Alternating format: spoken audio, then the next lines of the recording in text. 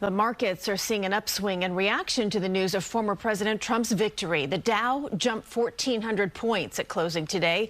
The S&P rose 143, and the Nasdaq gained 531 points. Some business owners here in the city hope the economy will improve as well. Lisa Rozner reports on how the president-elect's campaign policies could impact us here.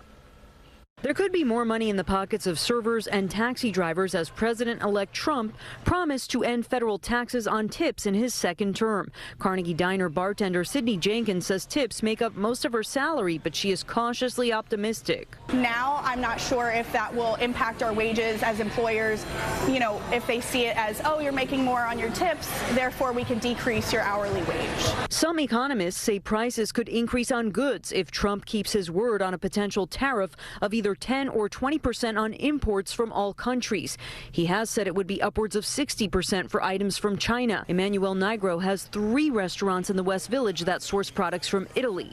A lot of the fish that we use is imported from outside of the United States. So that is, I think, the one concern. What you're really looking for is to see what they do to expand the supply side of the equation, because we know there's demand. In a CBS News exit poll, most voters said over the last year inflation was a hardship, with around a quarter saying it was severe. Sales during the summer of 2024 in New York City restaurants compared to sales in 2023. And more than 70% of restaurants that we surveyed actually saw a decline in revenue. Trump has signaled a return to stricter immigration policies, which the New York City Hospitality Alliance says some restaurants who employ immigrant workers are concerned. The CEO of the Partnership for New York City says it's more than 300 large member businesses are also watching the issue.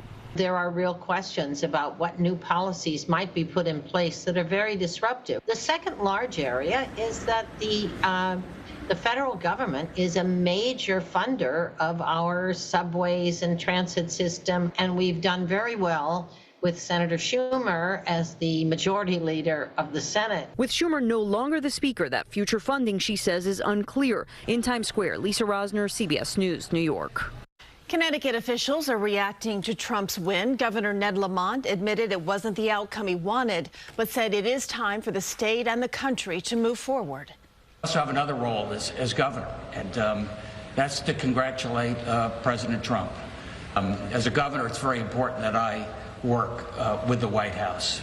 I wish the outcome was different, but I have worked with President Trump before, and I can work with President-elect Trump.